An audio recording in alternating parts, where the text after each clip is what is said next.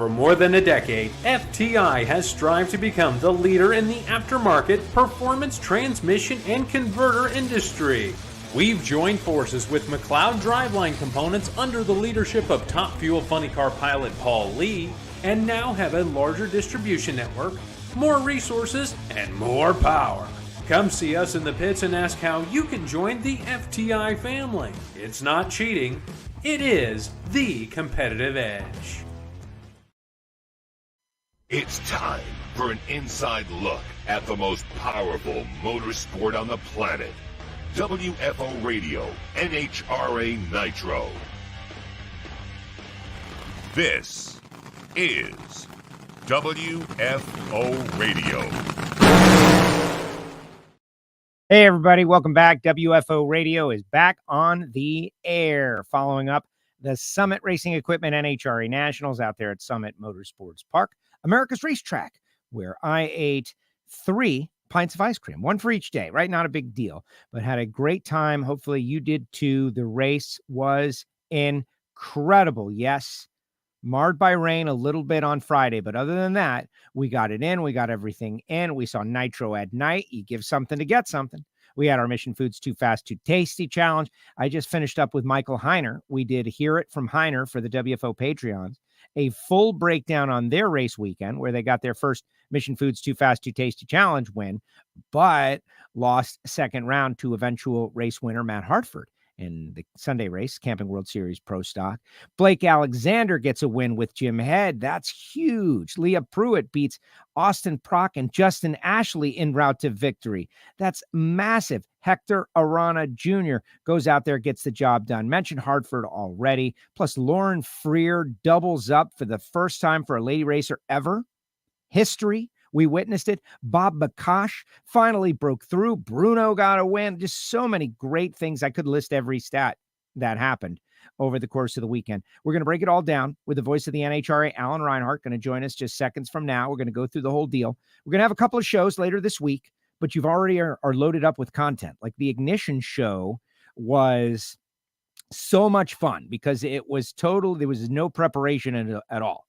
It was drop the bag, fire up the show, get on the audio-only podcast, Apple Podcast, Spotify, SoundCloud. Michael Heiner was on there. Sue Morris was on there. Bobby Graham was on there. We just kicked it about all the stuff that went down, and we kicked it about some stuff that didn't necessarily go down. It was really fun. So for you audio-only folks out there, go check out that show, and it was good stuff. Let me tell you about the people who make it possible. I know, right at the start of every podcast, they're listening and listing the people who make it possible, but that's how we do the show. It's as simple as that, like the folks at Foggett. Gary Stinnett, Steve Williams. This is for Lucas Oil Series racers, bracket racers. Gary was giving me the update to the Antron Brown $75,000 win a couple of weeks ago, last week, and talking about bracket racers. Let me talk to you bracket racers real quick. This is just as important for you. You don't want downtime in your car. You want to protect the inside of your cylinder walls. It's worth it. It's worth it. It's not expensive at all. It's like a minimal expense to protect the inside of your cylinder walls and your homes from microscopic corrosion.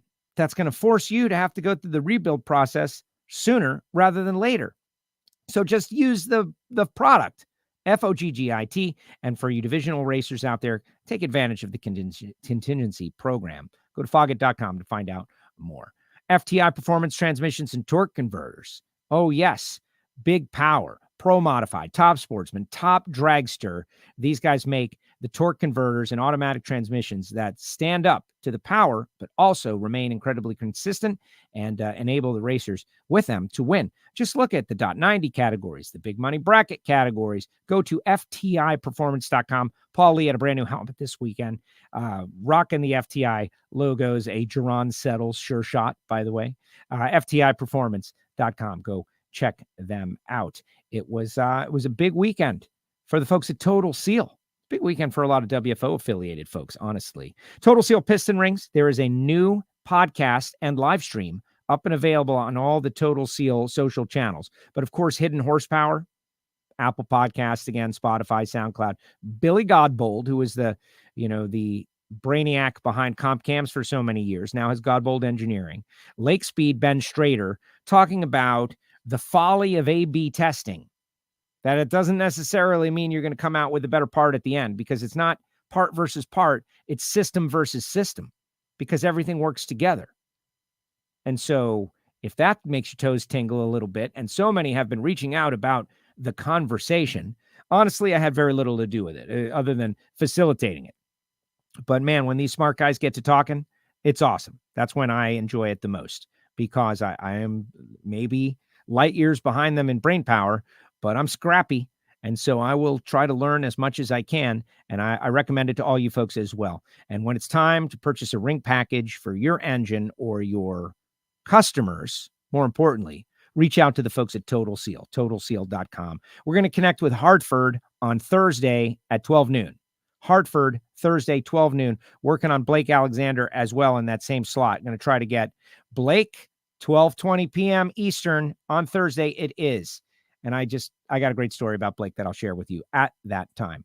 But congratulations to the Total Seal team on a huge victory in their best season ever, taking back second in the point standings. Another great season that's happening is Justin Ashley. For the first time this year, this was an Alan Reinhart sure shot. For the first time this year, Justin Ashley has lost in a round other than the first round, and it was in the final round. Isn't that crazy? That's a crazy stat. If they get by first round, they win the race. And in this case, they got to the final round and lost to Leah. It's all because of the folks at Phillips Connect, and Justin will tell you that.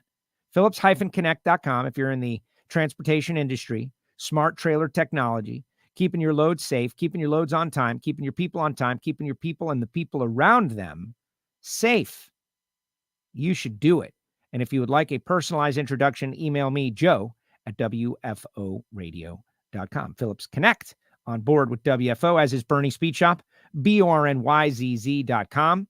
Josh Hart's company, 100,000 square feet. If you have a classic muscle car you want to sell, or an exotic or a luxury car, they do all of that stuff. If you're looking to buy, you can reach out to them and check out their inventory on their social media. They sell e-bikes. They've got so many different things going on in their 100,000 square foot location up there in Ocala, Florida. Go to bernies.com. For me, though, just follow them on their social media, and the rest tells the tale. Go to Bernie's on Instagram and Facebook and wherever you can find them. Later on in the show, we'll tell you about Sam Tech. We'll tell you about Frank Hawley. We'll tell you about Marvin Rodak, and I'll tell you how you can become a Patreon and hear the amazing Pro Stock discussion that we just had with Michael Heiner. It is up, it is available, it is fresh, and I will be sending out t-shirts this week to anybody who signs up for a year as a WFO Patreon at any level. All right, let's bring on the voice of the NHRA. So much to talk about. Alan Reinhart. Oh, he's not ready. Hey. He's mostly ready. You're ready enough. No, I'm ready. I was just checking to see if I had a last-minute update that I was hoping I would get before we started the show, and it hasn't come through. Yeah, okay. I've been checking for some updates as well. Can you share what the update was related to? Drag racing, of course. No, I'm just, I am almost positive with Joe Swanson winning in Top Dragster now that he and his wife have both won national events. And they're certainly not the first husband and wife to have both won, but there aren't 100 of them. And I thought there was a comprehensive list somewhere. I'm sure there is, but I haven't been able to find it. So I reached out to see. I mean, it just... Again, I just think that, that's something that not a lot of married couples have done, that both of them have won a national event as a driver. So I was just wondering how long that list was, and I was hoping I could find out. I had a great moment with those two as we're getting ready for the finals. They were getting ready to get photos taken. Joe was in the car. Afton was right there. And they are, not all husbands and wives are, they're definitely bonded by the law and by marriage, but I can't think of these two without each other. Right? Like, I don't think of Joe and Afton. I think of Joe and Afton. And I don't know, that might be a little weird, but we were both fortunate enough to be there for her first win out there in Kansas. And now Joe's got a win too. And they are so cute. I don't know if they like that, but they are so cute. Well, when you race your wife round one and beat her, you better come back with a trophy at the end of the weekend or else. And that's what Joe did. Motivation, right? I always wonder what it's like when you get back to the motorhome, like when Matt and Angie Smith race head to head, or when other, power couples have to race each other on the racetrack. And it's like, man, it had to be kind of an interesting dinner tonight. because it's not like you can escape, right? You're both staying in a motorhome at the racetrack. You can't just go, yeah, well, I'll go get my own room. No, you won't. I just think that's kind of an interesting dynamic. But I was happy for Joe that he was able to close the deal and save his marriage. Exactly, and save his marriage because he won the race. That's great. Afton's totally cool with it. We got a lot of people in the comment section weighing in. Guys, remember, we ask you to share the show on whatever social or wherever you're watching so we can break through the algorithm that holds us back. It's holding us all back, we'll let your show be seen by 10% of the people who follow you at any given time, and it's terrible. The only thing that helps us get through, that powers through, is the overwhelming sharing of it all. So there's so many great things to talk about, but it's not always that the power of the Lucas Oil Series stories is at very least equal or maybe even greater than the Camping World Series stories. But you mentioned Joe Swanson, but Lauren Freer becoming the first female to double in NHRA history, that's huge. Bob McCosh finally breaking through. This guy was being tortured by the racing gods, man. They were just like kicking him, and he finally broke through. And all these cool things, they happened at the same event at the House of Bader. Yeah, Kurt Wolf getting his first one in the alcohol dragster, and he certainly hadn't been chasing it as long and as hard as Bob McCosh has, but your first win is always still a pretty special thing. So there was just a lot of really good, kind of feel-good moments, if you will. And I'm also glad that we got to run them on Sunday. At one point, for people that don't know, looking at the forecast and looking at things, and it had been discussed and the plan was in place to run to conclusion on Saturday night with the sportsman racers, like we've done at a few races in the past, which I understand the reasoning behind it. I understand the logic behind it. When we have bad weather on Sunday, the sportsmen are really kind of going to get pushed aside a little bit because the camping world has to make their TV window. But you really miss out on having the opportunity to race in front of the full grandstands and to have a moment in the sun there. We didn't do the typical parade of champions, but they did get to race in front of the crowd. Most of them towed back up in front of the crowd, so they got to take a moment to be acknowledged there. And I just really liked that extra dynamic. If Bob McCosh wins the race, and the alcohol wasn't going to run to conclusion on Sunday, but if Bob McCosh wins the race and doesn't get to come back down there and have that moment with you on the return road and salute the fans, I just think that takes a little something away from the experience. And I believe it for all the fans. Even Lauren Freer gets to parade down with both cars and get acknowledged. And I think that I just think that's a big part of the experience, especially when you either win for the first time or when it's a big milestone. And had they run the final round, it would have been at call it 1 a.m. maybe later. That was a good call because we had made that plan, but I don't know what time you rolled out of there. I rolled out as we were wrapping, and it was 12:20 or something. That was a long day from 7. I posted a picture of the final two cars leaving the starting line. That was 12:33. Yeah. So save the finals, and we got to run the finals, and then Jason Scruggs did the longest winter interview ever. We had it was like a Barbara Walters special. I was trying to get him to cry down there because we had 20 minutes to fill, and so I just kept popping him with questions. What about this? What about that? Where have you been? All that stuff. So without those finals, oh man, it would have been even more different. Let me ask you this though: you're a racer, as Lauren Freer, when they said, guys, we're going to run the semifinals and then that's it. We'll come back. We'll run the finals tomorrow. Are you happy about that or not? When you're in the zone, when you're rocking along, when you're just okay, get the other car, let's go. Win. Get the other car, let's go. Win. Get the other car, let's go. Do you want to take a break, or would you rather keep the ball rolling and keep the momentum going while you're on a hot streak? I mean, it ended up working out just fine for her, but I really wonder about that, about how many racers are going, come on, let's do this. Let's do it, right? I'm feeling it right now. Let's go. And then it's oh, come back tomorrow. I agree with what you just said. Probably in the moment was against breaking the chain, right? Everybody knows the mush at the craps table. Somebody, hold on, we're going to come and see what's going on with you guys to ice you, right? After you're rolling, the dice are hot and they want to ice you down. Going to bed and waking up the next morning, things could be different tomorrow. You might not be feeling it, but who knows what's good or bad in the moment. And she pulled it out. It had 00 light in the final round of Super Gas. I don't know what it was in Super Comp, but in Super Gas, I think she was 006 or 007. She was just in the zone. Well, Super Gas was 00. They were both 00 in the final round. It was just a tremendous race, and she came out on the right side of it. And she wasn't quite that solid in Super Comp, but good enough to make it work. So it was just great day for her. She hadn't won a national event in like 6 or 7 years, and then to bust out and win 2 of them like that was a kind of cool moment for her. She also hadn't won. I believe it was Super Gas. She hadn't won in Super Gas. She had won in Top Dragster and Super Comp, I think. So it was her third category, whether it was Super Gas or Super Comp. One of them was her first time to win in that category. So that moves her into the I've won in 3 different categories club also. Well, exactly. And, I these lists, right? Who cares about them? It's just that every single sports show network survives on making these lists, like greatest female Lucas Oil Series competitor, right? Like, who knows what that list is? I've never really thought about it. But when you're in 3 different categories with wins and you're the first and only to ever double up, you're part of the conversation. That's all. Like, the day that someone decides to have that conversation, Lauren Freer is going to be one of the names that is listed, which is pretty cool. Absolutely. And, and again, great day at the office. When it's been that long since you've won, to come out and bust out and win 2 of them, I'm sure that she's, trying to figure out when can I race again soon, right? I don't know what her schedule would have been, but I'm thinking, if her next thing is like, okay, well, we're not going to run again until, the Charlotte Fall event. If I'm her, I'm going, Columbus, the Sports Nationals, find me a place, right? We're going someplace to go race.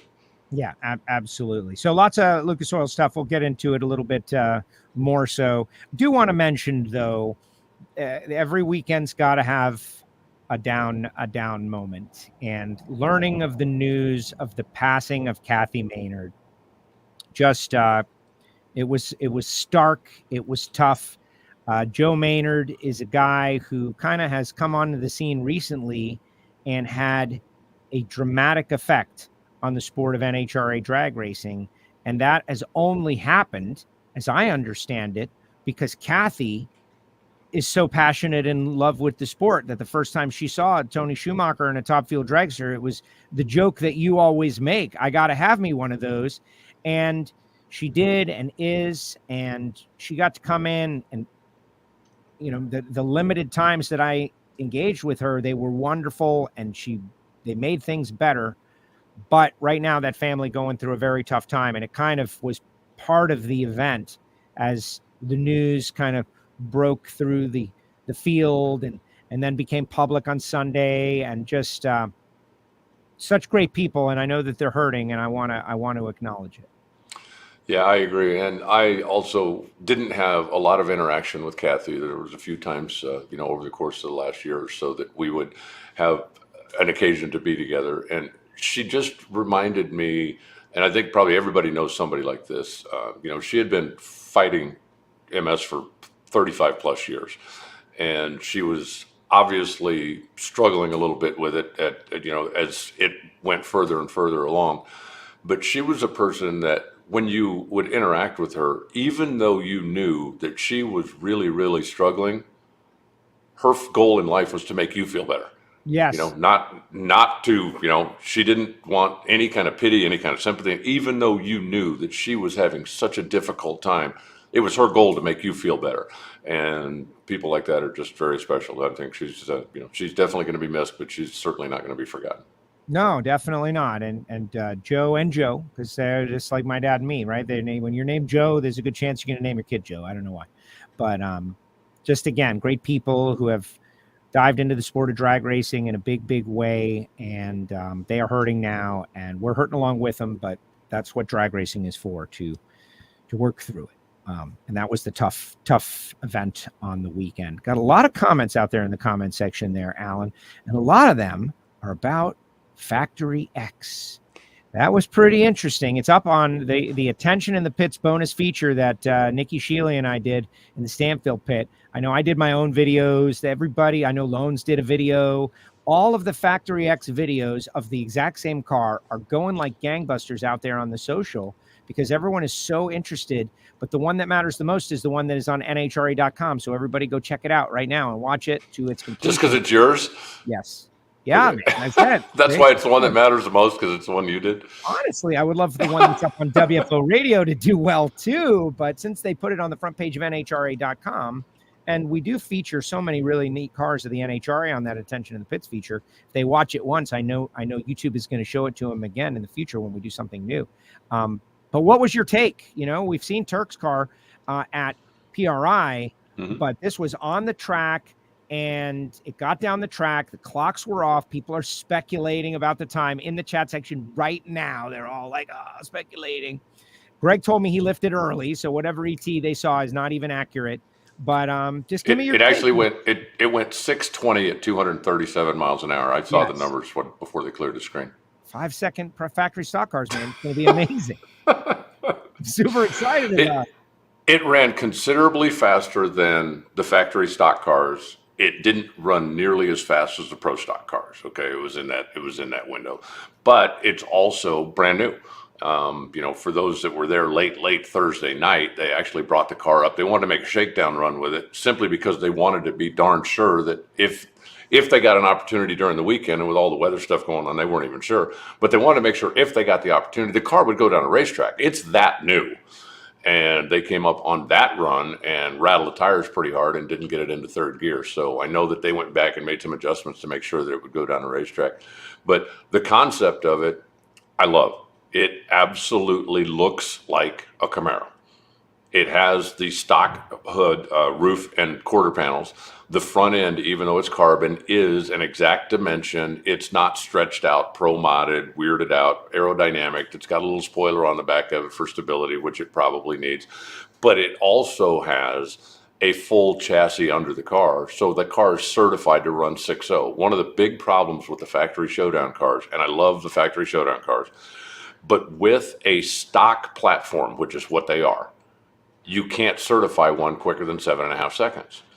And even at 3,500 plus pounds, they're making enough power that if you just turned them loose, they would be running quicker than that.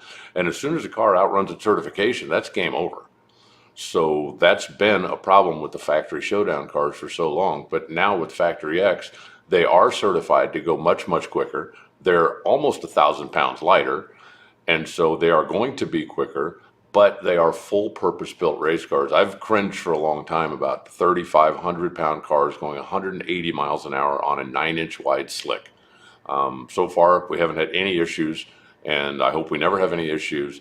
But that, to me, in my mind, is a scary combination. These new cars are going to be built for that kind of performance, and I can't wait until we get more than one of them out there on the racetrack. I cried when I watched the Jeff Turk video, for all of the blood, sweat, money, time that he had into that thing to go out and crash it during a test session. It just, to me, is heartbreaking. And I know that he's working on getting the thing back together, but I'm really looking forward to when we get a few of those things out there and all the different brands represented, and let's get after it. Well, Stephen Bell said in the winner's interview after FlexJet Factory Showdown that he's going to have a Bob Glidden replica, much like the Rod Shop. So they're kind of like doing a thing with the replicas back to the old school pro stock. He's going to have his Mustang. He said it would be in Kansas. Now, I'm not going to guarantee that, and I'm not going to go on the record as saying that because things happen. But given the effort that the Stanfield crew made, having to ignite torches for light so that they could work. The guy's like, don't they have generators? It's like, yeah, I guess they probably do have generators. But they have a motorhome, Joe. They have a generator. Yeah. You know what they do down in Texas when they have hurricanes and the power goes out? Everybody goes out and lives in their motorhome. They just quit. They just stop working on everything and wait for the power to come back on, right? Hey, that story was told to me by Joe Lee and Aaron and Greg Stanfield. So I'm just a vessel to relay their story.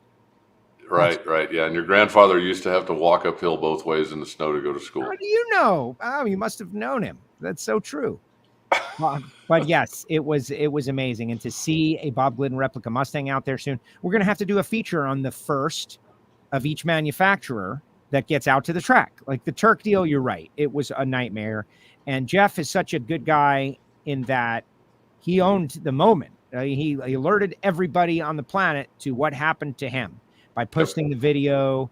And that's a teachable moment to everyone out there. Like, oh, by the way, these cars are wicked fast and they can catch you off guard. And that's what happened with Jeff. Oh, by the way, put a parachute button on the steering wheel like the Pro Stock guys do. That's it. And, I think about that video all the time, as I'm sure Jeff does. This gentleman says, I spoke to a friend on Sunday morning who was in the zone, but still pulled off the super stock win on Sunday. Okay, well, there you go. Lots of comments, but let's get into the Camping World Series discussion. Do want to let everybody know, though, that Thursday, 12 noon, like we need help on these off days. Like this Tuesday show has been going since the beginning of time, right? Right around the same day, right around the same time, that kind of deal. So the social media algorithms allow us to have some viewers, which is great. But when we pop on an unusual time, like Thursday at 12 noon, sometimes it's tough. So everybody write down a reminder. We're going to start with Matt Hartford. Then we're going to have Blake Alexander. Then we're going to have Hector Arana, all in one super show on Thursday, 12 noon. Yeah, it's going to be great. But I want to let everybody know so they can help us, so we can get some viewers, man. Fighting against this social media stuff is so annoying. But it is what it is. But let's start in Top Fuel, where Leah, working on getting her on the show, I heard she told you the secret to the whole deal, which I missed out there on the stage in the center of the track. She goes through Austin Prock and Justin Ashley to get her first win. There had to be a little bit of magic associated. And I think she told me that she told you what it was. It's a secret. It's magic. Okay. Sorry, I can't. Well, she told everybody out there, and I was there for the moment, for the genesis of the moment. I lived it. If you want to let her reveal what it was on WFO whenever she comes, that's fine. Or you could tell them, and we'll just recap it. Well, there's a couple things. One, I guarantee you she was feeling pretty good when Matt Hartford won, because the last time she won, Matt Hartford won. So that's, it's always good to have a little bit of whatever the mojo is going on your side. She did also make her first trip to the ice cream stand this week. So, she'd never done the ice cream at Norwalk before and decided that, hey, number one qualifier, this is a good time to do that. But it was interesting listening to you talk to Neil Strasbaugh, her crew chief, on the starting line after every run. And he did not sound like the most confident guy in the world, right? I mean, he wasn't up there going, yep, we got this. Right? They can't touch us. He was more like, oh, gee, I don't know what. I mean, it went, I guess. But he sounded like that he was definitely struggling to make decisions, and he certainly looked like he made all the right ones at the end of the day. That is a super team. For Neil to beat Mike Green, his mentor, who still gives him professional guidance. They're not looking at runs together, but that is such a big moment.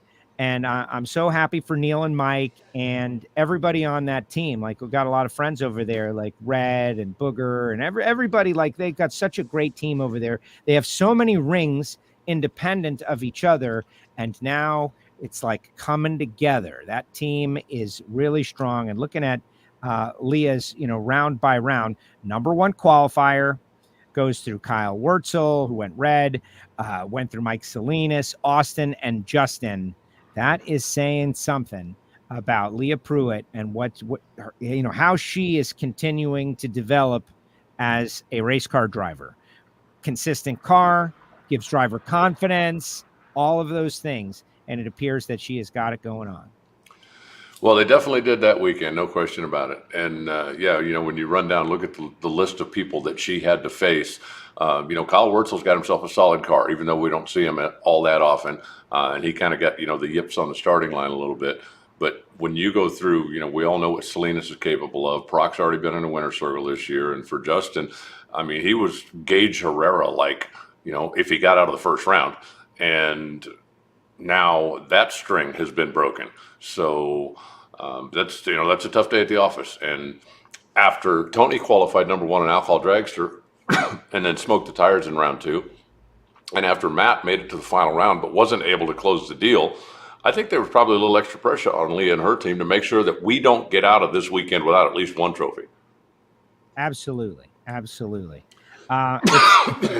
interesting. No worries. Don't ever do it again now. It's interesting how the world works. I'm out there in the airports, and I can't help but just look at people and think about them and their lives. And, what are, all these people, look at all these people. They've all got lives. They've all got kids. They've all got opinions. They've all got stuff. So there's this guy, Stan, who is in our chat section, right? And he is just an interesting character because he's kind of on the anti side of many things. And I like it. Just so you know, Stan, I like it. But look at this. I hate to say it, but the FX Camaro is ugly. Hopefully the Dodge and Ford looks better. I haven't heard that opinion yet. Stan's got the opinion, but I haven't heard that opinion. What does he think is ugly? It looks like a Camaro. That's what it's supposed to look like. I mean, does he not like Camaros? He says that the 10.5 tire is a bad look for the rear of the car.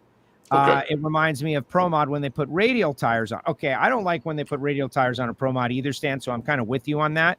Those little radials look dumb. But I don't get that take at all with the 10.5 tire, because the only tire you're really missing would be on the inside of the tire, which you don't even see that really, except from behind up underneath. And don't get me wrong, I like some big, wide steamroller tires, but I just don't get that take. But Stan hates it like poison, like vile poison. Yeah, all right. Well, everybody's entitled to their opinion. I like the look of the big tire also, but I wouldn't say the car is ugly just because I don't like the back tires. So that's just me. Yeah, but see, that's the point though, Stan. It's good that you have a different opinion than others. Like, that's what's great about it. You're allowed to think whatever you want to think. It just hits you that way. It hits you a little differently. Like, that's cool. That's fine. And some people don't like the look of the Camaro, period, by the way. Like you said, Alan, it's, if you don't like the Camaro, then of course you're not going to like the Camaro Factory X car. That's what a really cool car looks like right there. Oh my gosh, this CUDA. The CUDA's continuing on. Project CUDA continues on. Any other Top Fuel racers that we should mention before we move along? Brittany gets through Langdon, runs up against Josh Hart, takes down Josh Hart, comes up short against Justin. But a semifinal matchup, Torrence loses to Justin. Justin Ashley has just been so tough this year, and he is obviously the points leader by 97 over Torrence. Think about that, though. Torrence, no wins. Justin, 4 wins and a runner-up, and they're only 97 points apart. Leah's third, Brittany fourth, Austin fifth, Antron sixth, Mike Salinas, Josh Hart, Doug Coletta, Sean Langdon, the top 10. Tony Schumacher and Clay on the outside. Clay 12th, even though he's got a win. It's been a tough season, but again, with the new countdown formula, all of those drivers are eligible.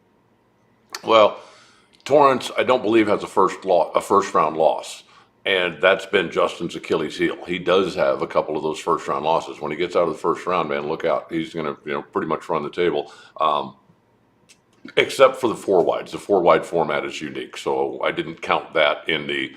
If he goes past the first round, he goes on to win, because in one of the 4 wides he didn't. But he just got to, Justin's team needs to clean up their first round stuff. But they've got, I would really rather right now, I would rather be Justin's team than anybody else, because if what you have to clean up is your first round losses, I think that's better than being stuck in, with second round tire smoke or with whatever else you may have. And I think, as we've talked about before, the team is not going to be down because they lost this final round. They're still, they got the music up. They're all pulling together. They're all looking out for each other. They're having fun. They're winning races. They're enjoying going to the races. And, after a couple of weeks off, they're going to be back at Denver trying to start another string. Yeah. And Amanda said in the winner's interview, championship or bust for Justin. And I think that's the next phase of it, right? Like the people who create the storylines after what happened with Justin last year, which was a career year to that point, which has now been eclipsed by another career season already to this point. Like, this year has already eclipsed last year, but now it's going to be perceived that if they don't win the championship, then the season is a failure, which, I don't like to put things in those stark terms, because anytime you can win 4 races and have so many great successes, another Mission Foods Too Fast, Too Tasty challenge, they've got 12 points already accumulated after the countdown cutoff. There's a lot going on, but that's what people will begin to talk like, because that's just sports conversation. Yeah, and obviously the rest of we'll just have to wait and see how it all plays out. But I think right now they are having a tremendous year, and if they win the championship, then it may go down as one of the like Schumacher-esque dominate seasons if they continue with what they're doing now. But if they don't win, if you told me, hey, you can go win 2 races a year and win the championship, or you can win 10 races and not win the championship, I wouldn't call either one of those a failure. And they certainly are in a position right now that they could win potentially as many as 10 races. So I'm just going to keep doing what I'm doing, and everything else is white noise. I wouldn't let it bother me at all. Well, exactly. And I'm going to do a little research, from the mainstream stick and ball sports world. The way it typically works is a team makes a run and comes close and learns the valuable lesson that unlocks it the following season. So we'll see if that happens with Justin Ashley, because I really do think that because of his athletic background as a collegiate level wide receiver and frankly, scrappy little guy, we can learn a lot from genuine, like what we'll call athletic stick and ball sports for the way Justin approaches his practice, his mental visualization, all of that. Andy Roberts just wants to get the name of every other podcast in here. Sometimes life's a drag and you get right off track, but you must find hidden horsepower inside and go WFO. Then you will shake and bake. Thank you, Andy Roberts. I hope you're on the other people's feeds, like promoting WFO somewhat. That's what we need. We need a little love too, man. WFO, just because we're old doesn't mean we're not trying. We're trying really too hard. Top Fuel says, Too Fast, Too Tasty challenge is probably more important under horrible participation format we have now. What about that, Alan? I've been thinking a lot about the participation format. Austin Prock seemed to like it last year. Whoever's at the back of the points this year, but look at Pro Mod, right? Everybody's in for the most part. I think it's 15 cars that are going to be in their playoff. Yeah, I could make an argument for both sides of it, but I also think the reality of it is if you're 14th in points leaving Indy when we start, you're not going to all of a sudden just go poof, catch on fire and win the championship. So I do like the fact that it allows those teams a potential top 10 finish. And that was one of the things that I didn't particularly care about in the countdown. If they cut it off at 10, and if I'm 11th or 12th, making it into the top 10, getting invited to the banquet, getting to come out to Pechenga, getting to stand on the stage, that's a big deal. And for some of the sponsors, that's a big deal also. And so being locked out of a top 10 finish because of the cutoff, that was something that always bothered me. So I do like the fact that, if you're 12th, 13th, 14th, and I said, ain't nobody starting from there that's going to go run the table and win the championship. And if somebody does, I will get a bowl full of crow and a spoon and sit here and eat it. But the reality of it is I do like the fact that it will allow those teams an opportunity for a top 10 finish at the end of the year. I've heard that that is a new flavor of velvet ice cream that will be available at Norwalk next year. Crow. You can eat crow. Mickey says, I hope not. I am lobbying hard to bring back mint chocolate chip because there was no mint chocolate chip. Oh man, there were a lot of people. There was the whole underlying ice cream controversy, which turned out to be much ado about nothing, especially the concern. But Nikki says there's a whole bunch of Top Fuel teams testing at IRP. Well, and that's what's happening now. It's we didn't do this all for nothing, and a bunch of teams are realizing, and not just Top Fuel teams, everybody, that this is a great season to try to win a championship, and you're going to have to be really good to do it. And so you better test. If you don't test, what's the point? Yeah, if there's cars at IRP today, that makes sense because we do have 2 weeks off before we go to Denver. And once you go to Denver, you're not tested, right? And I mean, at least for the next month. I don't mean, you're not testing for the rest of your life, but you're not going to leave Denver, go back to Indy, make some runs, and then go to Seattle or stop someplace between Denver and Seattle to make a couple of runs. And the whole testing thing, I mean, I love the fact that you go testing, right? They made a big deal about, Jim Head was testing at Indy on Tuesday before Norwalk, and look, he came up and won the race. So there you go. That goes to show you that testing pays off. Jim Head made 5 runs at IRP on Tuesday before he went to Norwalk. Smoked the tires 5 times. Never made a clean run down the racetrack. So, okay, maybe he got those 5 runs behind him. But it's not like he went there and then went, oh, okay, here's the magic that we're going to put into this deal. But it was interesting talking to him at the end of the day because anybody that was there or remembers, the first couple of runs down the racetrack on Sunday weren't great. Wilkerson red lit by a couple of hun, and then Lexus came up and hit the gas too soon. And I said at the time, I said, you guys are giving him too many chances. In drag racing, when a guy's down, you need to kick him and kick him and kick him and kick him. Don't let him keep having shots at you. And when they brought that car back up for the semifinal, Jim said he finally decided, you know what? Nothing works. This is monumentally stupid, but everything else didn't work. Let's try this. And whoo, 393. It's like, huh. maybe it wasn't so stupid after all. And then he comes back in the final round and laid down that great run against Hagan. But they kept giving him chances until he finally got so frustrated with the car that wouldn't run like he thought it should, that he just kind of threw caution to the wind and went for it. And I don't have, my list isn't updated, but I went and checked it. The last time I find a number 12 winner was Pomona, like back in 2015. And my list has not been updated my fault, I've been falling behind on it, but my list hasn't been updated recently. But it's possible that it's been that long since the number 12 qualifier went on to win. And since I got 2 weeks off, I'm going to update my list while I'm doing it. Update your list. Yeah, Blake beats Wilkerson first round, went 399. So that's not a terrible run. There were other runs that were better than that. But, gets down the racetrack under power, 319 miles an hour. Sets up round 2 against Alexis. She's red by 3,000. So that was kind of close red light for Alexis. And ran 5:14. That's where I had my interview with Jim where he's like, I'm not happy. He's like, maybe he's happy. No, he's not happy. I'm not happy, Alan. But that was good. But that sets up the semis against Bob Tasca. And this is where I want to spend a little time on it. Blake is 70, 392. They go to the final. Blake's 28, 393. And I want to talk about Blake Alexander. Blake has been coming on WFO radio for, let's call it 10 years, like his entire Nitro career. Whenever he would have a new sponsor, whenever he would have, someone running these one-off deals, remember back with Paul Smith, all that stuff, we would always have him on. And I genuinely believe that Blake Alexander could be a superstar racer if he got enough camera time, which comes with winning. And, he's good looking. He's got an interesting attitude. He's got a wonderful family. He's funny. He says funny things. Like, he's got it all. He just never gets the TV time because they haven't run well. This win was tremendous. I'm driving back to the airport and I'm in the zone. I don't know how you are after an event when you're driving on a long stretch, but me, I'm just spaced out, man. I think I'm having a phone conversation or something.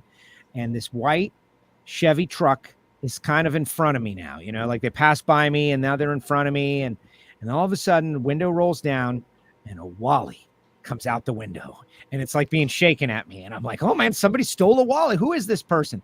And it was Blake. And he was just like, yeah. And it was a great moment that, no camera.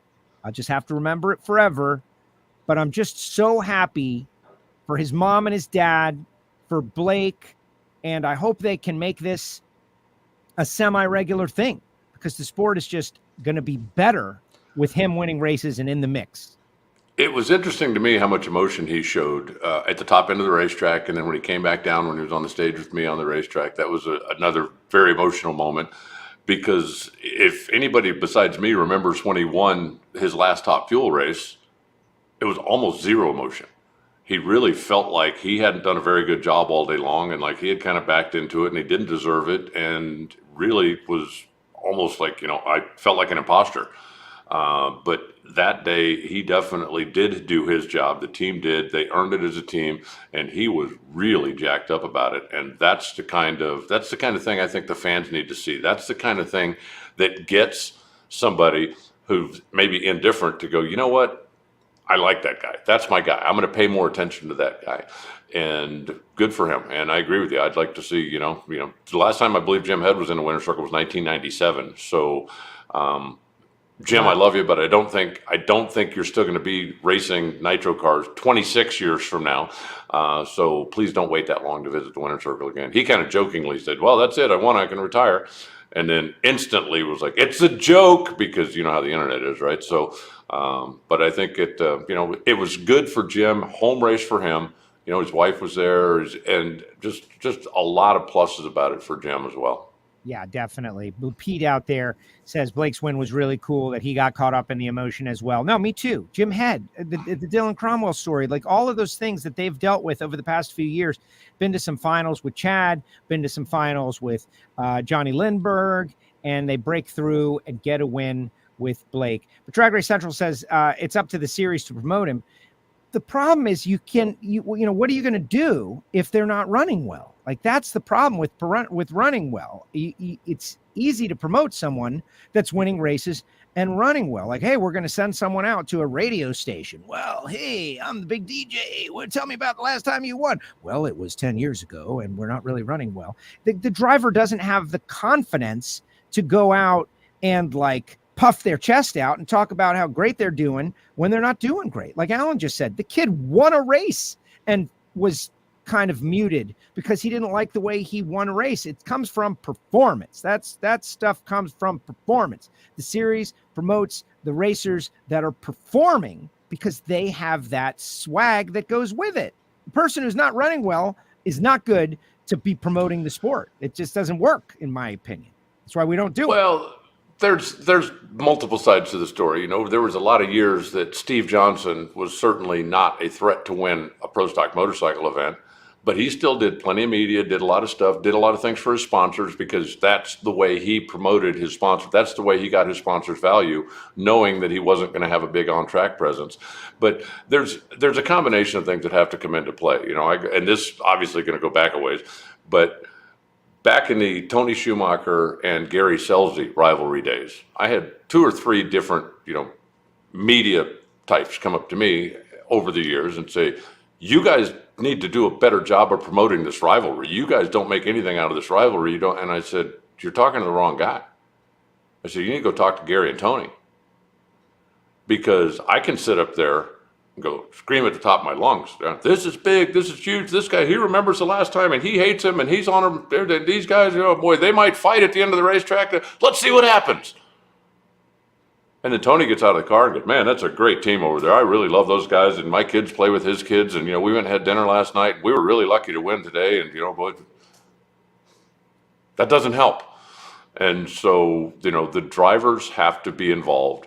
The sanctioning body has to be involved. The media has to be involved. Everybody has to be involved. There isn't just one entity that can take this and make it happen.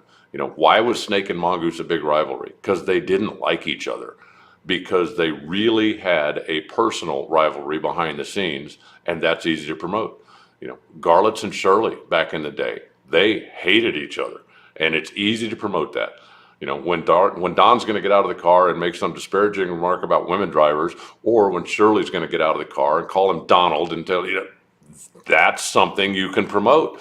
But you can't promote when all of the drivers want to hold hands and sing Kumbaya at the end of the racetrack, whether they win or lose.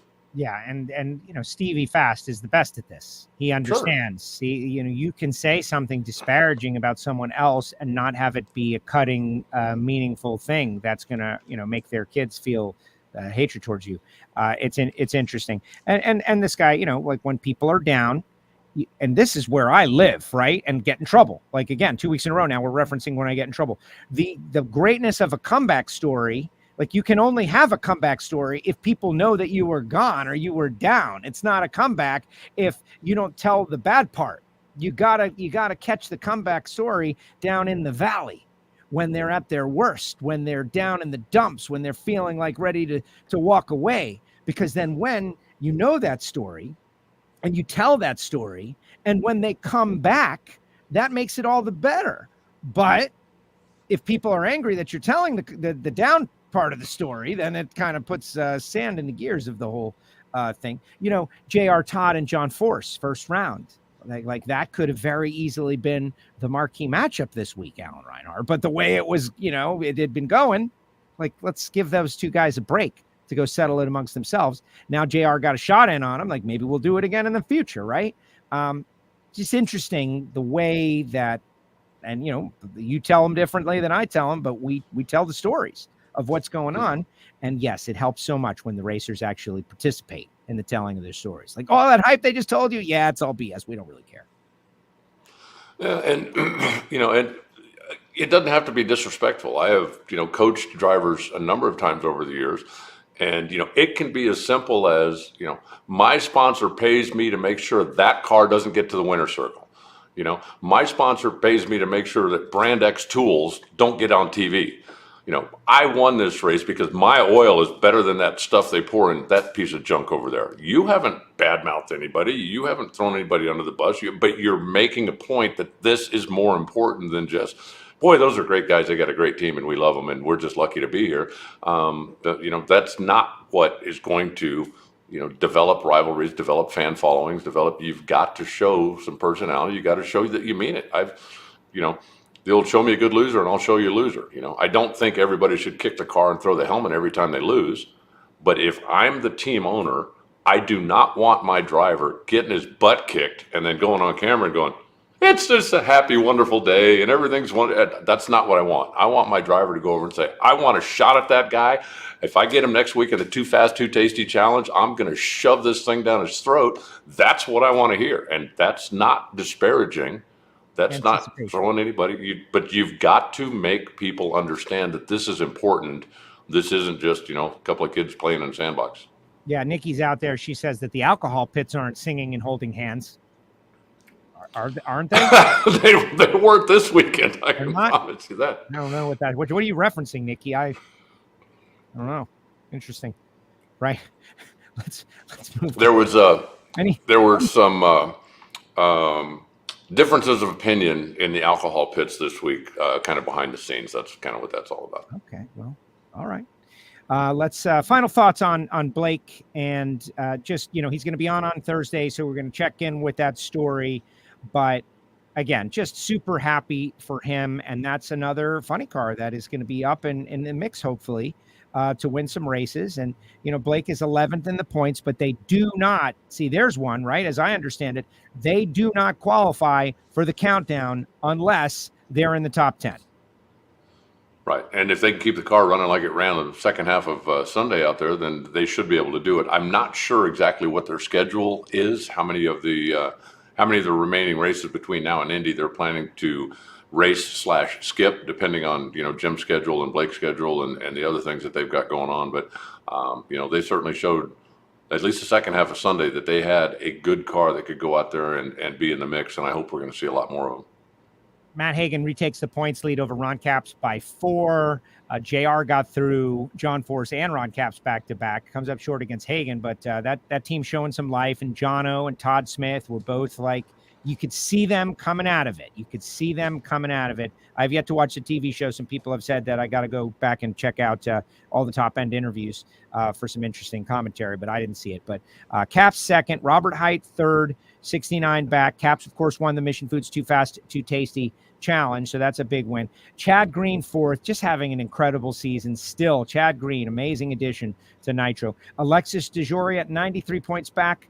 The 3,000 red light. I don't know what you do with it. I think that Alexis, as you've been saying, has got a great race car and just has got to get her act together by the U.S. Nationals in the countdown. You just work it, keep working it, keep shooting. Like the old Michael Jordan, you just got to keep shooting. Yeah.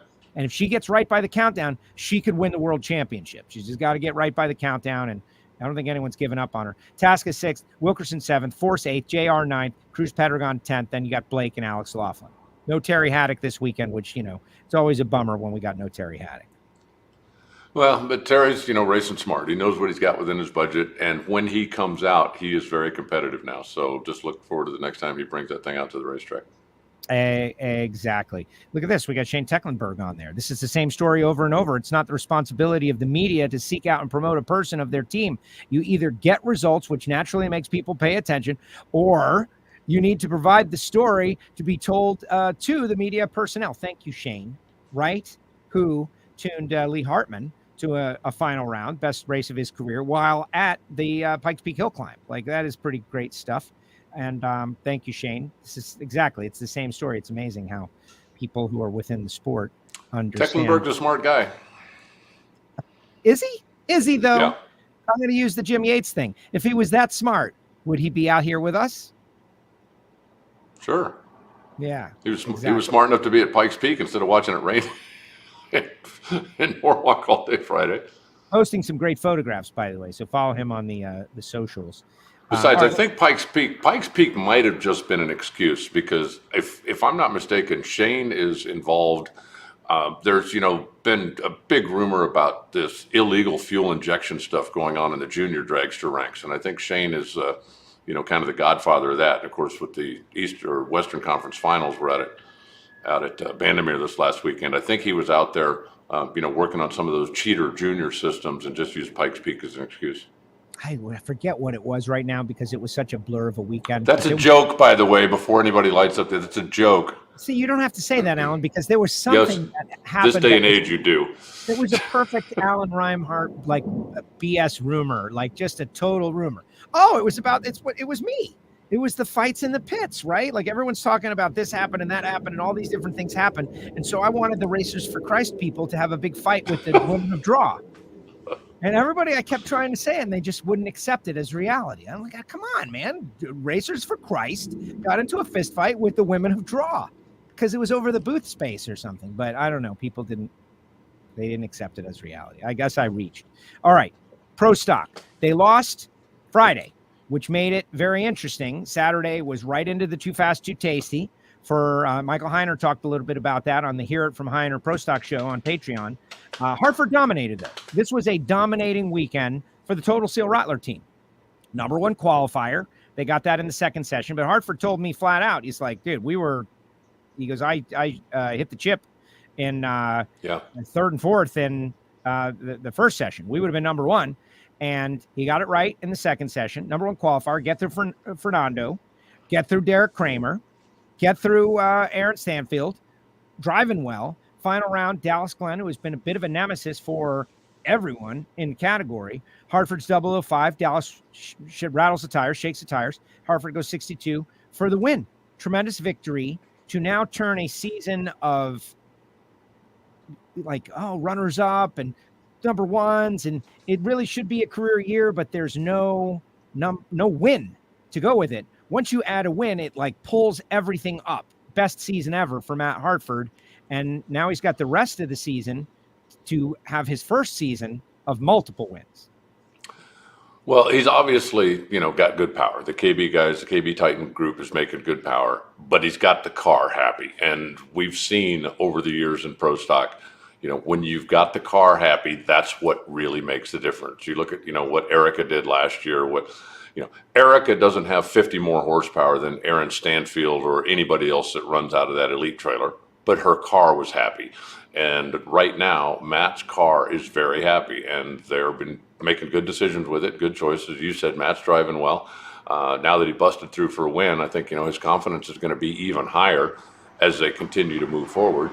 So, yeah, I certainly expect him to win more races this year, and he is going to be a factor in the countdown. It's just going to be a matter of who is hot at the right time once we, get Indy and beyond. And isn't it crazy that it's going to be July here in a couple of days, and we go Denver, Seattle, Sonoma, Brainerd, and Indy, and then here we go. Yeah, and Kansas. But for Pro Stock, they're not there for Seattle and Sonoma, and so they are even right up against it. It's going to be who gets hot. It's going to be like I left out Topeka. I'm sorry, I love Topeka. I left out Topeka. We love Topeka. I don't want to get yelled at from everybody in Kansas. We love Topeka. How dare you say that about Topeka? This guy said, who's excited for Denver? We're definitely going to talk about it because I'm excited, but also it's bitter.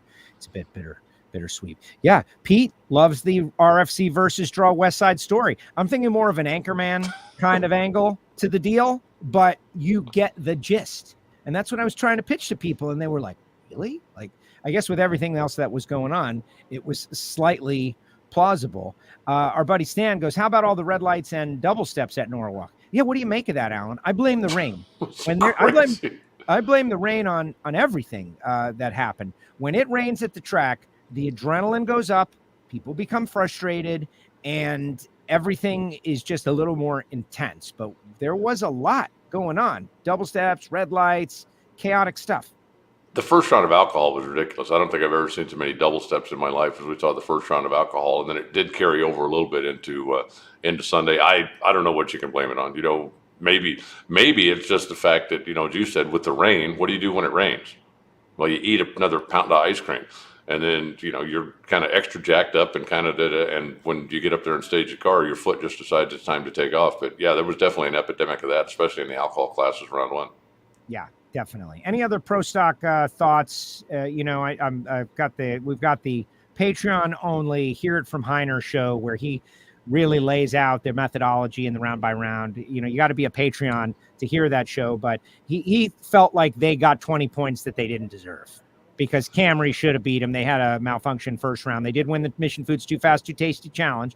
So they continue their weekends of success, but this was not a great weekend for them. And it sounded like he felt guilty. He shouldn't be, but he got 20 points when Camry went red first round, then loses to Hartford.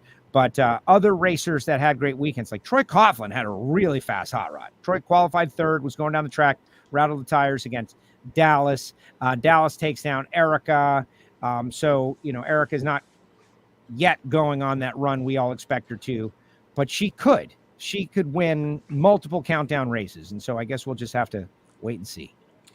Well, the only other thing is I thought conspicuously absent was David Quadra. And he was running his Top Sportsman car, so he was at the racetrack. And I'm not sure what the reasoning was for bringing that one out instead of the Pro Stock car. But I hope that they put him back in a Pro Stock car, because that's another good quality car and another good driver that gets out there and just makes it that much more difficult for everybody else. So I had conversations with both Fernando and David, and they told me something, which, people tell people all kinds of stuff, and there may be the for public reason, and then there might be a different private reason, which, could expose some naivete by me. But this is what they told me, that they really wanted to run this Jerry Haas car, this new Jerry Haas Top Sportsman car with a Pro Charger. It's beautiful. It's amazing. They were giving me a tour, showing me the whole Fuel Tech dash with the Quadra logo. This thing was spectacular, and they wanted to run it. And they didn't want to run it at the same time he was running Pro Stock, because the driver rhythm and everything that's going on in the cockpit of the race car is so different, that they didn't feel like, since David has just started his Pro Stock career, they didn't want him going back and forth between the two. And Fernando said that he even got a little crossed up in his first qualifying run on Friday morning or Thursday morning, whenever it was. So they wanted to make sure he could focus on whatever he was doing by only running one car, is what they told me. Well, in that case, the next time you're going to do that, I would like to drive the Pro Stock car. Exactly. And just strictly for gathering data, because you can gather more data with 4 cars than you can with 3.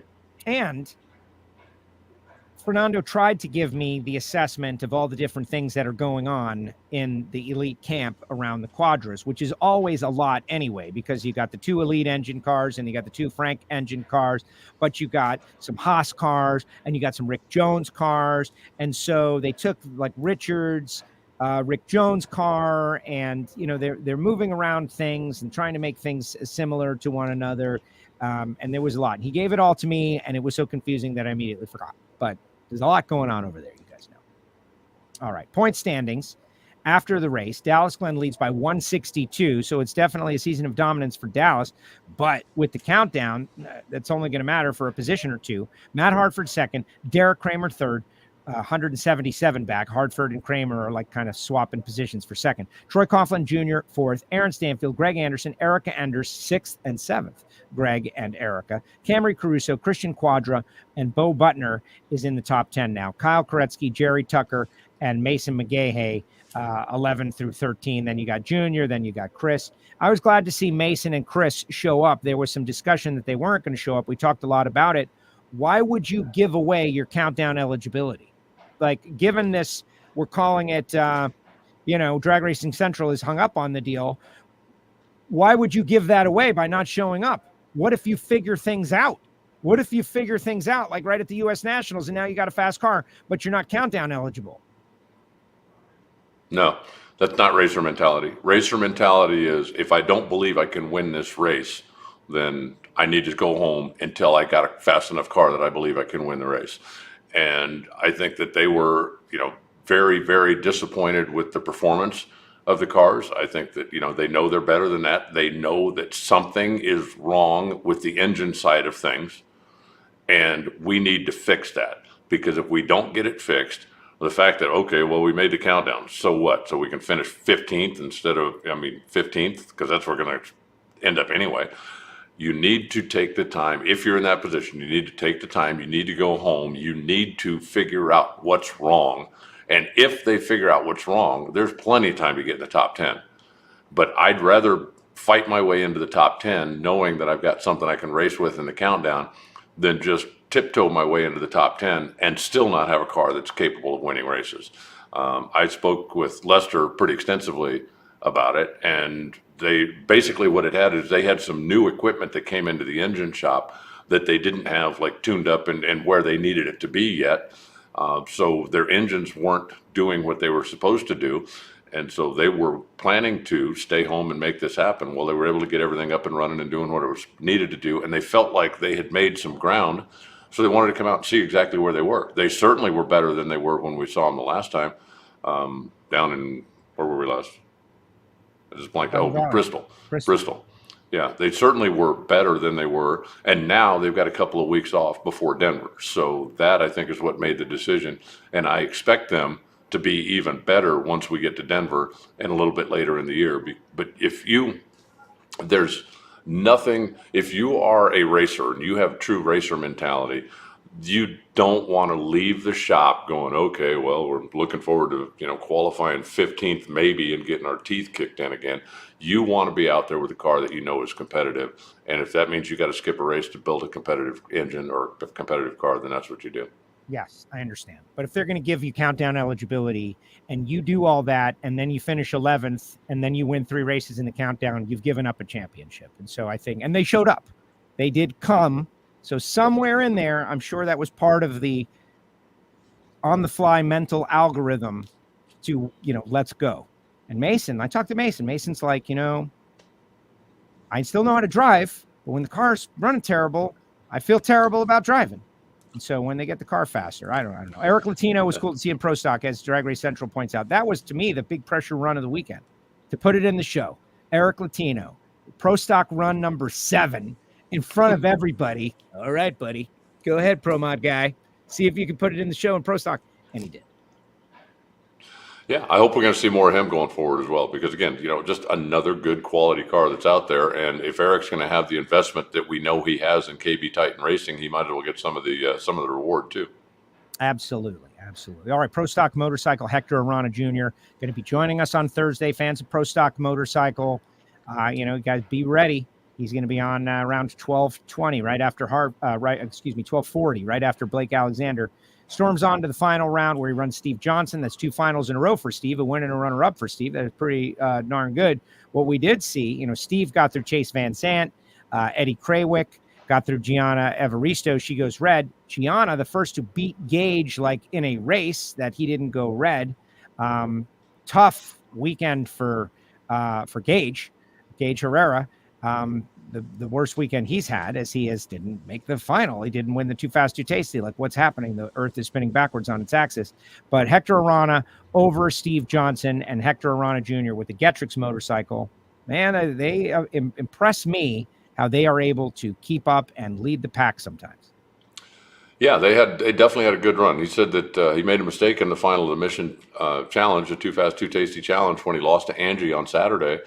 But they knew what it was. They were able to correct it, and they came out on Sunday, and they had themselves a really good motorcycle. And, Steve Johnson, his confidence is up. He's still maybe not performance-wise quite up with the cool kids and the show-offs in the category, but his confidence is good. I think they're making good choices with the bike. And, Matt Smith ran over 200 miles an hour on the Suzuki, and there were very, very few 200-mile-an-hour runs out there this weekend. I think there was only 3 of them during the whole weekend, a little bit warm and a little bit on the humid side. So that shows that program is making progress. But, all in all, it was just a really good showing for the Pro Stock motorcycles. And obviously for Hector to win at Norwalk, which is the site of his father's first win, that was a really cool family moment that they all got to celebrate together, because his dad certainly was there and was enjoying every second of it. Absolutely. And, to double back and make your point on the previous thing, like, it all depends on the situational. And Joey Gladstone, I think, is doing what you described. Like, they're down on parts. They don't have power. They're not feeling great about it. They're hanging weight on the Suzukis. And so Joey Gladstone, they're in regroup mode. I asked him, I was like, hey, man. And he's like, we're in full on regroup mode.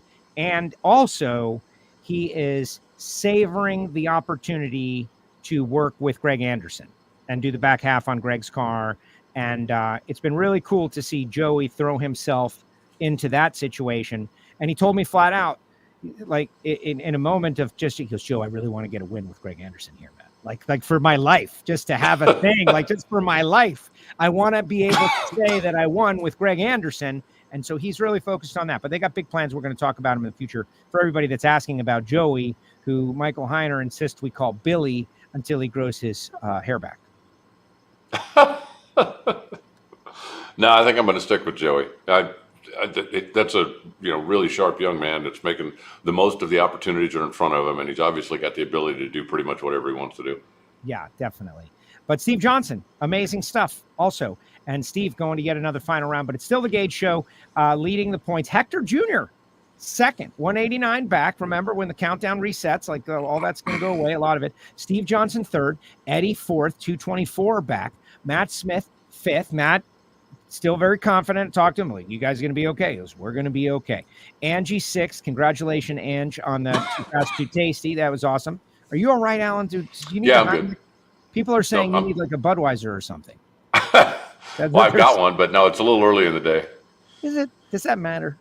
Chase Van Zandt, Gianna Evaristo, who won the 4th annual ice cream eating contest, by the way, that's available on social media. Mark Ingerson, 9th, Ryan Ayler, 10th, and Joey, 11th, Chip Ellis, Kelly Klontz on back.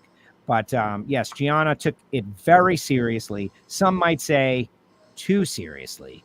And she won the Norwalk ice cream eating contest. Going away. You can find that up on NHRA social media. It was a lot of fun. I don't know if people know what to do with it, honestly. I think our race fans don't understand it.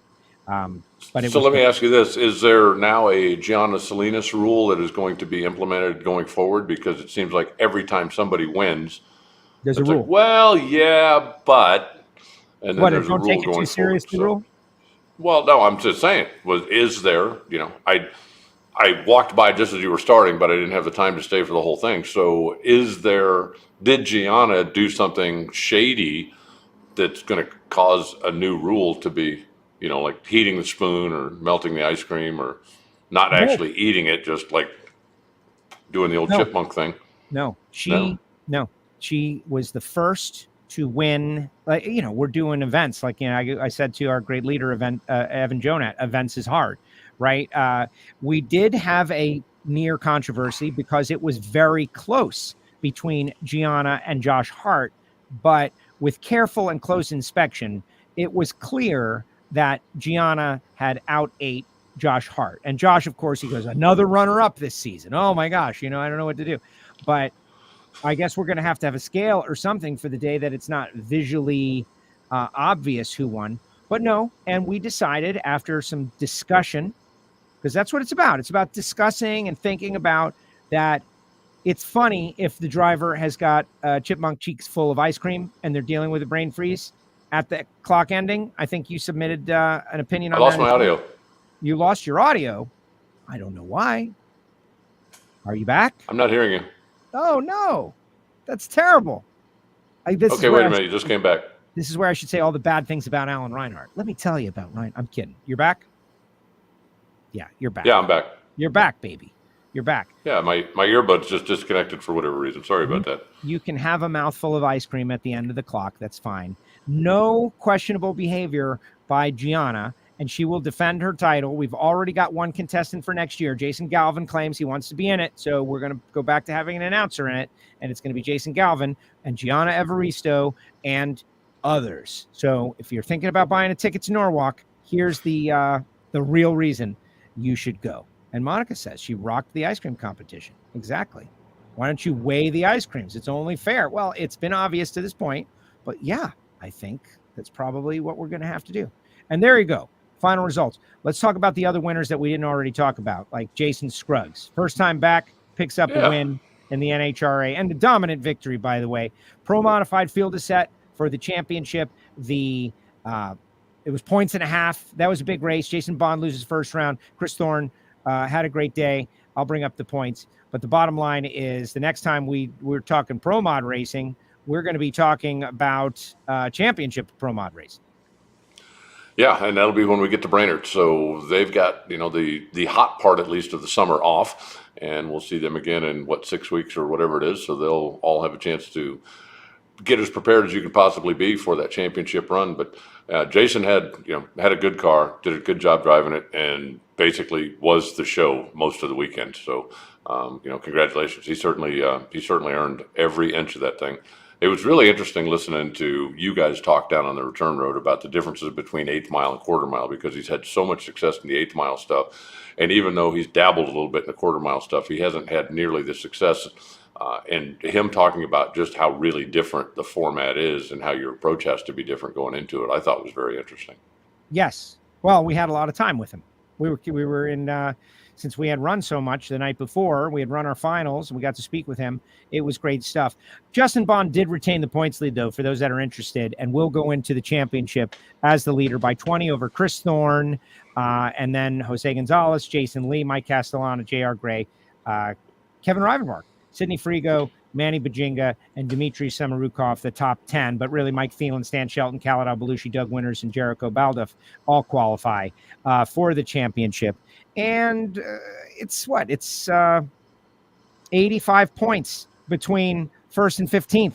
So that's manageable. We'll see how it all works out.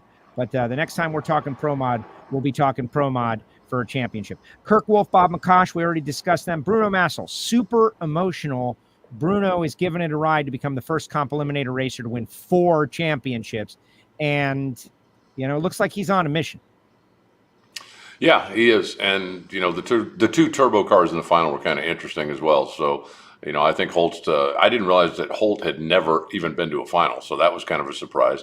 And I thought he might have a little bit better index, kept his index a little cleaner going forward. He'd had a little bit easier run through the early rounds. And he gave it a ride, but Bruno just had too much for him. So, and he was actually relatively emotional about it for Bruno. Normally he's like, okay, yeah, we won. That's what we came to do. What's next? But he was pretty excited about that one too. So, I don't know when we're going to see him again. I'm guessing maybe Indy, or maybe he'll be at the Columbus event here coming up in a couple weeks. The Pro Mod points are posted on NHRA.com, but it's post cutoff. They've already reset them, and so the way it ended up, I don't have that. Yes, Bruno was emotional, and I think he's feeling it. Sean Dornan in Superstock, Marion Stevenson in Stock, Lauren Freer in both Super Comp, Super Gas, Scott Wasco, Joe Swanson, Stephen Bell won FlexJet Factory Showdown. Everyone was talking about that Dell Holbrook 766 run was crazy, but in the end, Stephen Bell had the consistency and the performance together to get down the racetrack and win it.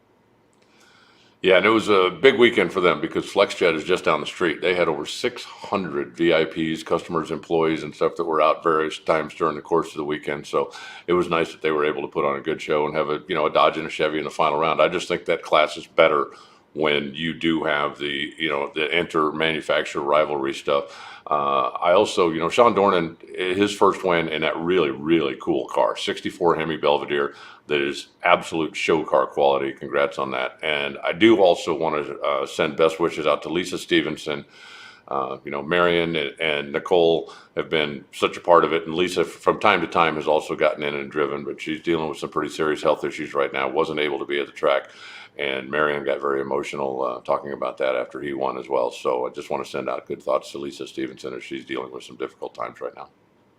Absolutely. And that's the nature of this sport. You're dealing with hundreds of people, and they've got people all around them, and you care about them all. And that's the first that I heard of this story, Alan, just given over the course of the weekend. And so obviously Marion and the fam, we're thinking about you guys. Any final thoughts on Norwalk before we move forward? The whole ice cream thing, not scooped, but in a pint.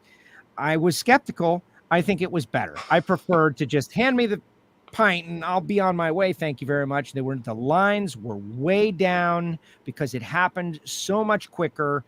People are resistant to change, but sometimes change can be better. And obviously Bill Bader, on the anniversary of losing his dad, got very emotional on the stage, but that was just so many great and wonderful human moments wrapped into this race. Yeah, everything about, the racetrack stuff was good. And the ice cream is fine. I think, there's fans are going to be, down about this or that, but I don't know how many people realize how many literally tens of thousands of dollars a year that Bill Bader was losing on that $1 a pound deal. I mean, just go buy yourself a gallon of premium ice cream, weigh it, and then figure it out for yourself. So it is still a very good deal. I also like the self-contained containers. I was never a big fan of the pound of ice cream because that's just too much, right? I mean, when I was 8 years old, it would have been great, right? Eat it until you explode. And maybe when I was 20 years old, it would have been great too. But at this point, when I would go get a pound of ice cream, I almost never ate all of it because it was just too much. And so I was definitely okay with this. And just one last I thought it was funny story.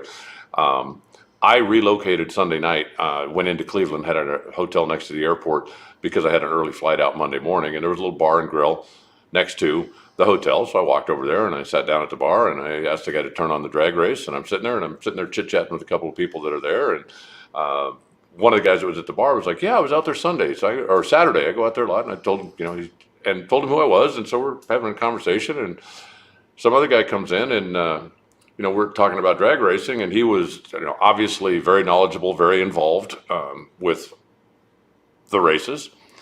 And the guy that I was talking to said, yeah, well, he's the announcer. And he looked at me and he said, no, he isn't. And I said, really?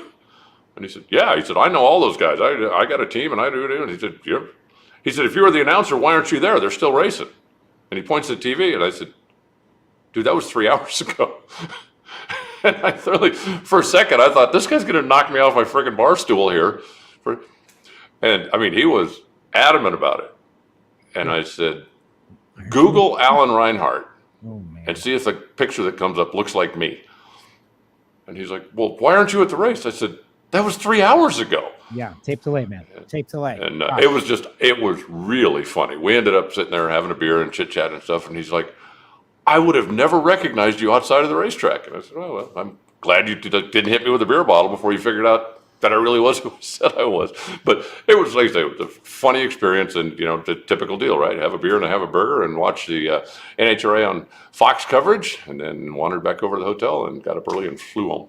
Yeah, I went to Bob Evans for the first time in my adult life and had a country fried steak and enjoyed the heck out of it for $18. It was really great. Alan, great job as usual. Next week is 4th of July on our Tuesday deal. So we are not going to be gathering together on 4th of July. On Monday, I will be flying to New York City to see the New York Yankees play in Yankee Stadium. I will be traveling back on 4th of July. And then, so we'll get together. You and I will work it out, like when we're going to connect next week. And then the following week, we'll be headed to Denver for the final race at Bandamere. I don't like seeing... There's 2 weeks off, isn't there? Yes, that's what I'm saying. The following week. Okay. Next week will be the final race at Bandamere, which I don't like saying, but we're going to have to talk about it. So when we do get together in the future, that will be the focus. All right. Get ready for the final race at a racetrack that we both love. Sounds good. Well, I hope you enjoy your 4th of July. I hope the Yankees win for you. Who do they play? The Orioles, I believe. Oh, never mind then. I hope they don't win. Whatever. It doesn't even matter. It's about the experience. Hey, Pete wants to know about WJ. You had mentioned WJ. I had heard about WJ. Oh, last thing I heard yes. was positive, but I'm sure I know you guys are in near constant contact. So what do you got? Well, not quite constant contact, but yeah, WJ had a health procedure done. He was not feeling particularly well and went to the doctor to get looked at. And the doctor said, lay down on the table right now. And came through it very well, and is recovering, and expect him to be, back in the dyno room and being his normal grumpy self very soon. But yeah, definitely want to send good wishes out to him as he goes through a recovery. And I'm glad that they found it when they did, and I'm glad they were able to get it taken care of. So best to WJ. We're certainly thinking about him for a speedy recovery. Excellent. Yeah, no. And thanks for the reminder. Yes, of course, many and multiple. And it was a weekend of a lot of people having weird issues and side issues. Got to keep up with everybody. Hope everybody is well. Happy 4th. All right, Alan. Very good. Appreciate you. All right. I'm going to go turn my cooler back on because it is hot in Arizona right now. Yeah, I told him to turn the air conditioner off because it was loud, and so he's baking in there, folks. It's like, well, it's not air conditioning. It's a cooler at my shop, but it still makes a big difference. Good deal. All right, Alan. Very good. Appreciate it. See you. All right. There he goes, the voice of the NHRA, Alan Reinhart, with us here on WFO Radio. And this guy is out there in restaurants, and someone's like, who are you? Like, you're not the guy. Do you know who I am? He's like ready to socialize on a Sunday night after an event. I just want to sit like in the dark and the cold and just, and this guy, what a moron I am. And you can hear more about it on the Ignition Show. Apparently at Bob Evans, you can turn any meal into a 3-course meal for like $2 extra, which includes an ice cream sundae. So after all of that, this weekend, I had an ice cream sundae at Bob Evans, and I'm eating it, just thinking, what are you doing, you idiot? All right, let's get some comments in the comment section. I got a lot more to talk to you about. Obviously, we have a free mobile application. Do you guys know that? For iPhone or Android, you can watch all the shows and listen to all the shows, audio or video, at the same time. Like maybe not at the same time, but you can choose depending on where you are. Just go to our website or search it in the App Store or Google Play, and be sure to enable push notifications. That is very, very important. The WFO merch store has been having a sale for the past couple of days. If you want to get a Fire t-shirt or any of our stuff, including the Morris Motorsports gear, check out the Ignition Show for all that information. All right, let's see what else people have to say. Ice cream trophy were cool. I hope more tracks start doing stuff like that. Maple Grove has the cornhole boards. Yeah, well, the ice cream scoop has been a tradition at Norwalk for a while, and people do get motivated by those trophies. I believe Erica won them all last year. All the bonus trophies. Sonoma, there's a wine glass. In Pomona, there was a shifter, the ice cream scoop, all of that. They do get motivated. As far as our ice cream eating contest, I have solicited some people, Apple Girl Art and others, for making a trophy to give to the racers or to pass around a belt or something. I think that the winner is going to be something like, I really like the idea of something giant that the defending champion can carry in, like a championship belt. And so I'm leaning towards, and I'm open to ideas, this is something to be discussed on the Ignition Show, the golden spoon, which is a giant spoon that goes to the Norwalk ice cream eating champion, but then must be surrendered at the end when you are no longer the champion. That's kind of my idea. I like the idea of having to surrender something, but for while you've got it, you've got it. The golden spoon. But we'll see. You know, I've solicited, I've floated the idea, like which of the metalworking artists wants their name associated with the Norwalk ice cream eating contest. And everybody is obviously loaded up with work and business, so they don't need the promotion, which is fine. Golden spoon. Golden spoon. Let's see what Billy has to say. One thing about the sportsman racers that is often overlooked is the focus they need to maintain over the weekend. It was emphasized this weekend, sped up Saturday night, and to the finals pushed to Sunday. Physical and mental stamina is not something we spend a lot of time talking about, but it is everything in our sport, especially for the Lucas Oil Series racers. Like, there are things that drag racers don't really spend a lot of time talking about. Courage is one of them. The courage it takes to get in that car and do what they do. No one likes to bring up courage, because why on earth would you need courage? Well, because it's dangerous. But we really don't like to talk about that, but it's just a fact. Courage is part of drag racing. Physical and mental stamina is a huge part of the sport as a racer. And you see it. If you're one of those people like we were, remember, Saturday, I got in at like 7:20 a.m. and we called cars as a team until 12:20 a.m. So, you know, you do the math, 7 to 7 is 12. And then, you know, it was like an 18-hour day. Just being alive for 18 straight hours is tough. Maybe you guys are to the point where you can be on your feet for 18 straight hours, working at the highest of levels, hopefully at maximum performance, and not be phased. I believe it. But for me, in the final 6 hours, I'm starting to lose a little something percentage-wise. I still think I brought it pretty well, but I'm not embarrassed to admit that there's a little fall off, hour 16 for me and my, life performance. And good on you. And please send me some tips how I can be better, because I always love to learn from other people. But hour 16 through 18 was kind of a challenge. And I couldn't help but always think about these racers. Yeah, they got something they want really badly on the line, and they got to get up, and then they come down, and then they get up, and then they come down, and they've got a rhythm and a routine. And as someone who has won some bracket races, you get into a groove and you're grooving. But then when you have to put it away for the night, that's tough. So yeah, I agree, Billy. That's something that we don't make a big enough deal about because it's assumed that you've got to be able to do it. Like if you can't do that, well, you're not going to win. So why even talk about it?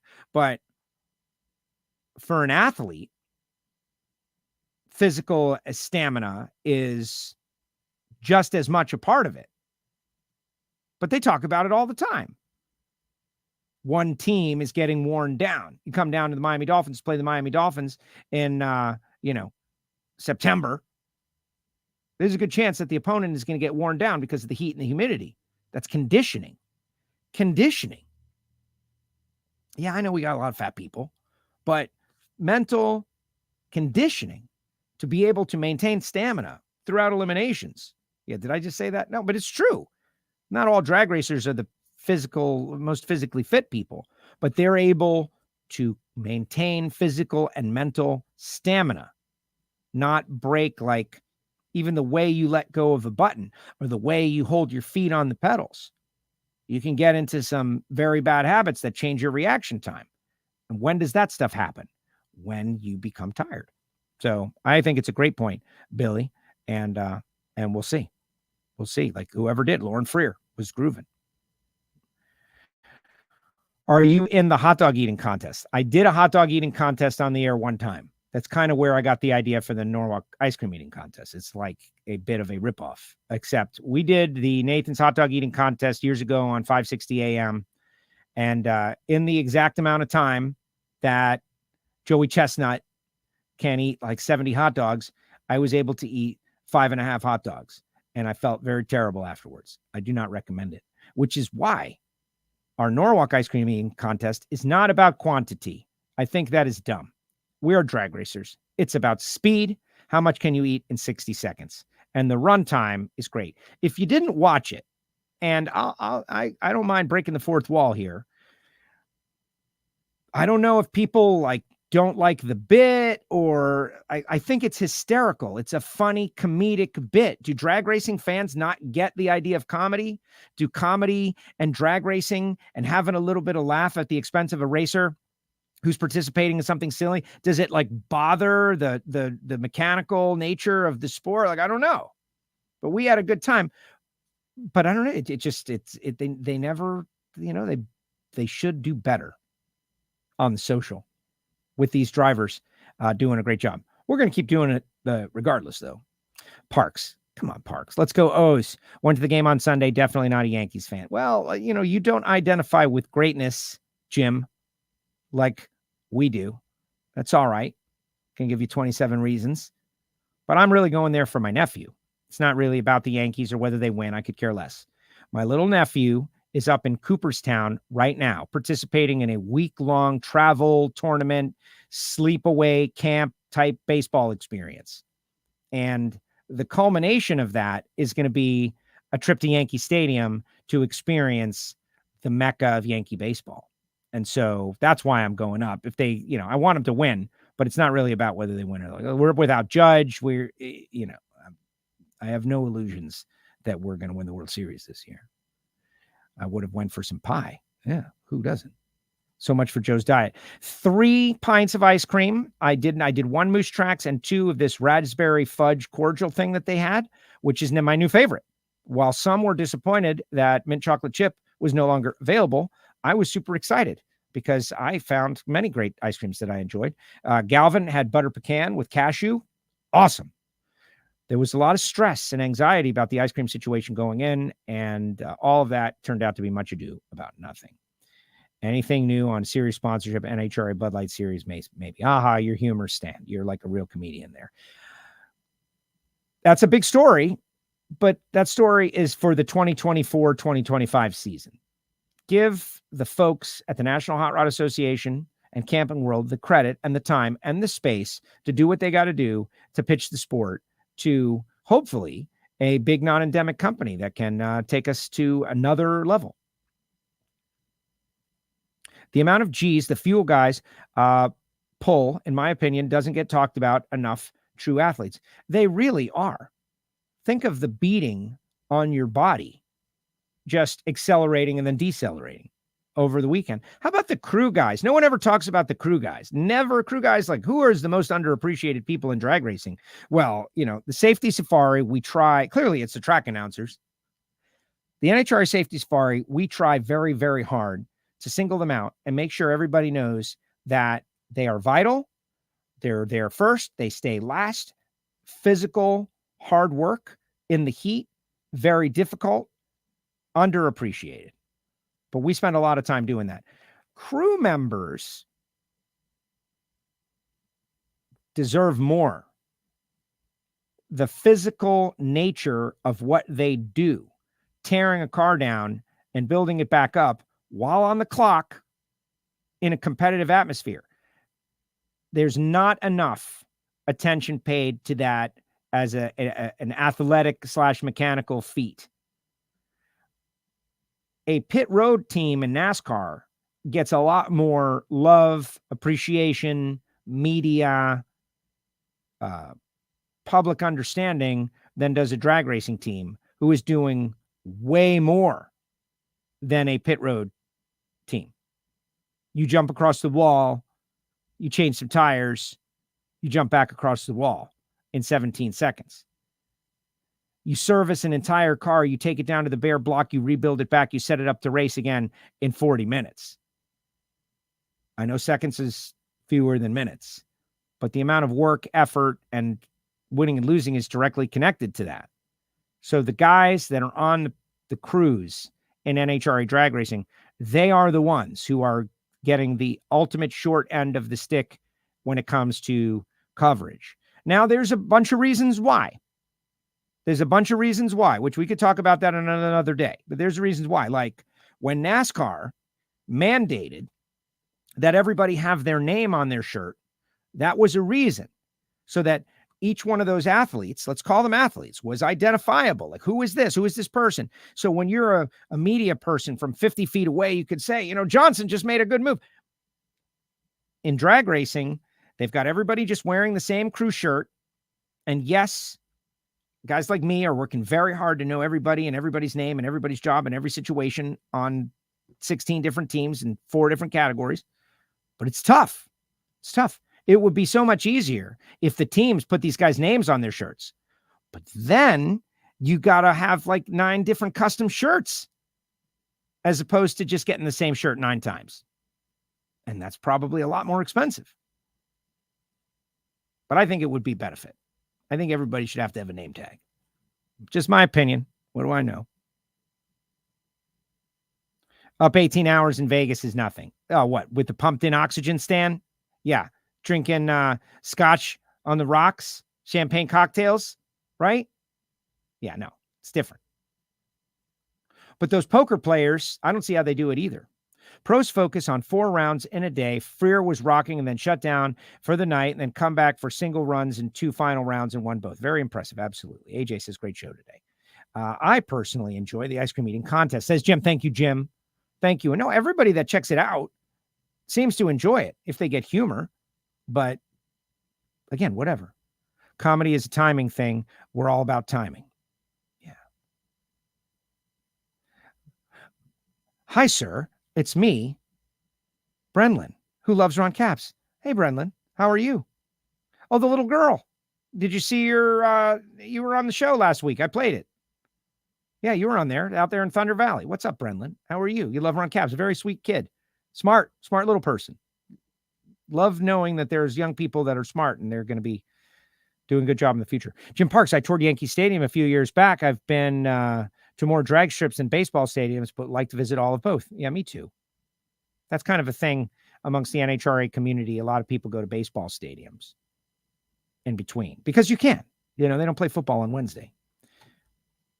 Crew Guys Safety Safari, concert roadies, unsung heroes that make things happen without any love. So true. The concert roadies, like, yeah, the roadies. When was the last time a band is like, we want to acknowledge the roadies? But we all know the roadies get their benefits.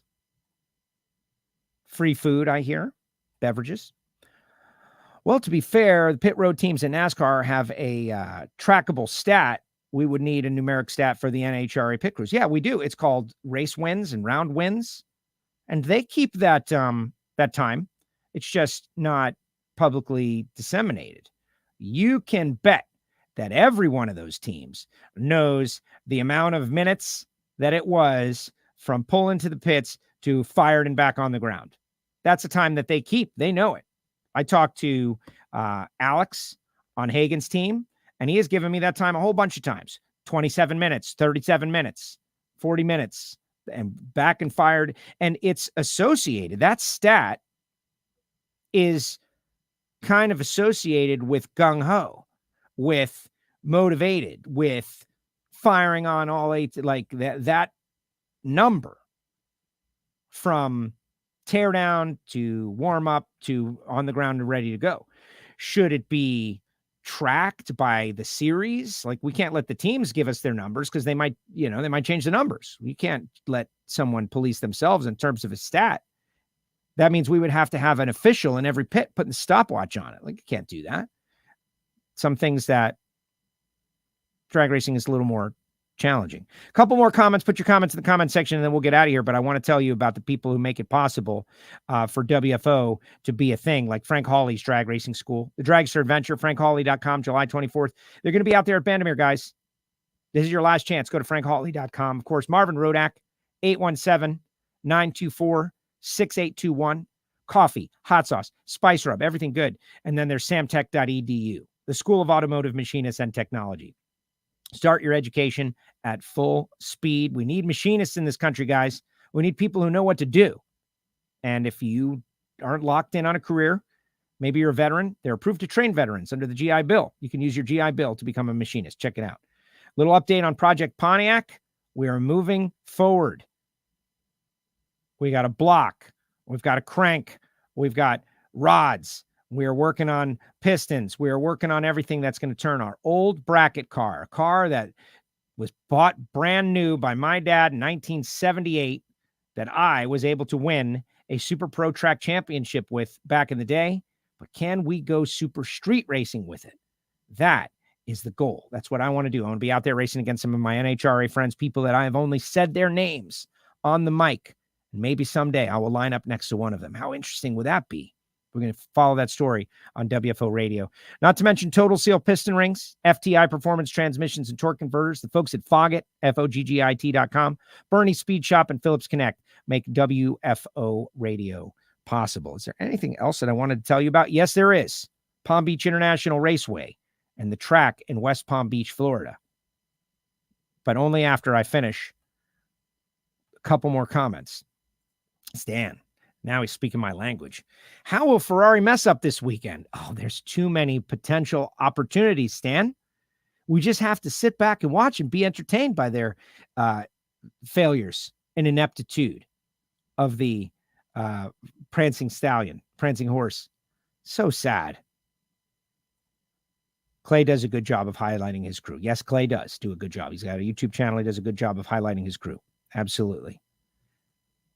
I hope to get to see Ron Capps again. I love him. He's my best friend and favorite person. Way to go, Becca. That's so cool. Capps is a good guy. Everybody loves Capps, who won that Mission Foods Too Fast, Too Tasty challenge. Seen countdown clocks in some pits. Great show today. I love drag racing and especially Bill Bader's Summit Raceway Park. So good seeing you and all of the fans there. Thank you, Lauren. Appreciate you. Yeah, Lauren was so positive out there with Tony Bogolo, and they were just loving it. And that's the thing. That's why when people take any time to run down the sport or say something like negative, it's like, you need to be hanging out with Lauren because they're having a blast. So I don't know what's up with you guys, but these people that I'm hanging with are loving it. They are loving what's going on. Get well soon, WJ. Definitely. Hope to see the new track in West Palm Beach. Yeah. Get that project car done. I can see it now. Super Street, the Joes versus Joe. Yeah. Joe versus pros again. They're pros as far as I'm concerned. I will go into that situation as a decided underdog with very little chance to beat the Super Street regulators in Division 2.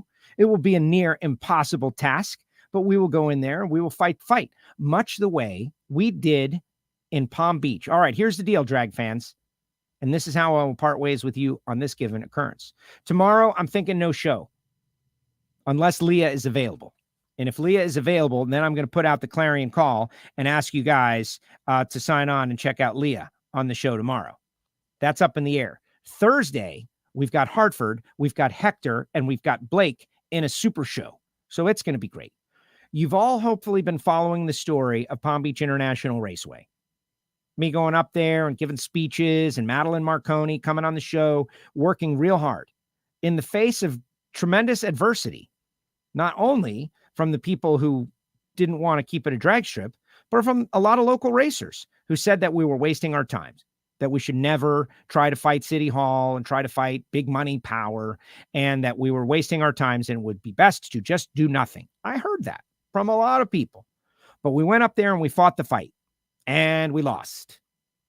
And as the blade of the dagger went into the heart of Palm Beach International Raceway and twisted, one of the commissioners said, you guys have done such a tremendous job of showcasing your passion for the sport and why it's important to the local community.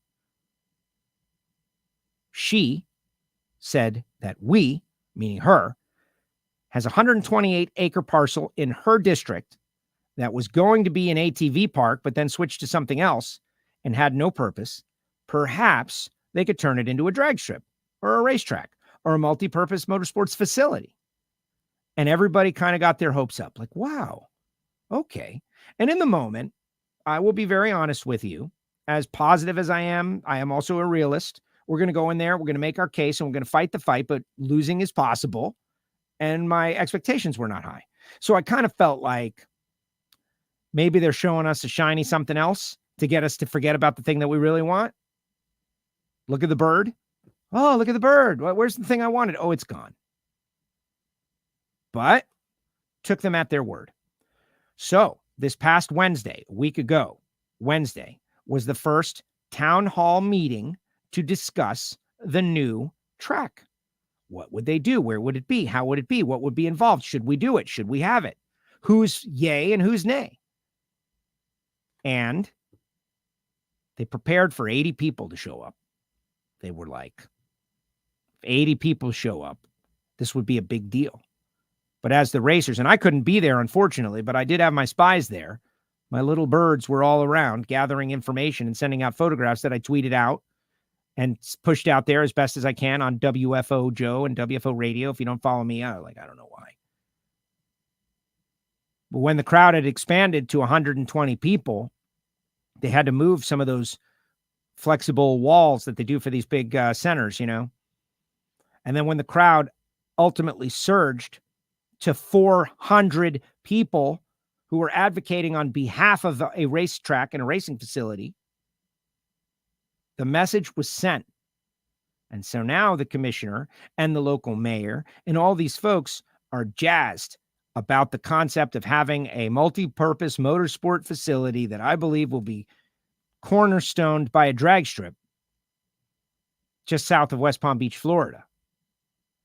And I'm super excited about it. And the folks at NHRA are making themselves available and involved to help. There's a local group that is gathering together finances to help with it. This thing has gone from glimmer of hope to genuinely possible through the hard work of Madeline Marconi making the case, great messenger, and all the people that have been showing up. I've showed up sometimes, but not all times. When I can't make it, someone else makes it. And it was all about the people who dreamed big, that things could happen, who refused to just give up in the face of adversity. Now, will it happen? We don't know. There's no way to know. But we're going to see it through. We're going to fight the fight. And so there's hope. What does that mean to you? Well, in your life and local community, number one, don't listen to the naysayers, because they're out there. There's a bunch of them. No, don't bother. You're going to lose. Take your energy from the people who tell you, yes, you can do it, and support you. And two, when it comes to local government, just because you don't get exactly what you want, which was the preservation of the old track, doesn't necessarily mean that by making a professional case as to why it's important, you might not get something that might even be better. That might even be better. And that is where we'll part ways today. Yeah, I go on these rants at the end of the show. Sometimes I think to myself, should I just end it right after the interview so people don't have to hear what I think? You know, you're so wound up after the show. Like, you got to burn off some more energy, really. I know. Is Amanda going to be at Denver with it being the last NHRA national event? You know, I don't know the answer to that, but I'm going to assume so. Amanda was there this weekend. I didn't see Amanda once. Did not cross paths with Amanda. She was out doing NASCAR in Nashville and then came in on Saturday, which is why I was on NHRA on Fox on Friday.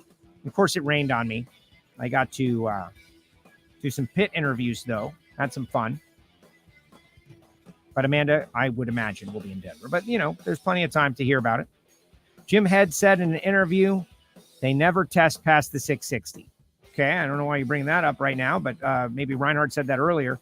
See, to me, what I have learned in my experience doing this is that even when you smoke the tires, you learned something. And every time you fire a nitro car, you're learning something that may be applicable. So I guess we'd have to go to Jim and we could talk to Blake on Thursday. Like, Blake, you guys tested, but then you won.